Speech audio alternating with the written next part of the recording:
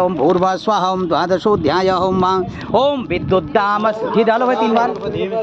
विद्युद्दाम समप्रभां मृगपति स्कंदशितां भीषणां कन्याभि करबालकेट विलसतस्ता विरासेवितां हस्ते चक्र गदा शिकेट विचिका चापं गुडुं तर्जनीं विभ्राणां नलात्विकां शशिधरां दुर्गां त्रिनेत्रां भजे पुल साचे दरबार की जय। ओम देव्युवाच स्वाहा ओम एवि त्वेच मानित्यम इतोचित समाहितः तस्याहं सकलां बाधां नाशयिष्यामि सञ्चयम् ओम स्वाहा ओम मधुकैटवनाशं च महिषासुरघातनं कीर्तिष्यन्ते एतद्वद्वदं सुमनिशंभयो ओम स्वाहा ओम अष्टम्यां च चतुर्दश्यां नवम्यां च चेतसः श्रोषन्ति च वे भक्त्या मम माहात्म्यम् उत्तमं स्वाहा ओम न तेषां दुष्कृतं किञ्चित् दुष्कृतोत्थान चापदः भविष्यति न दारिद्र्यं न चैवेति वियोजनमं स्वाहा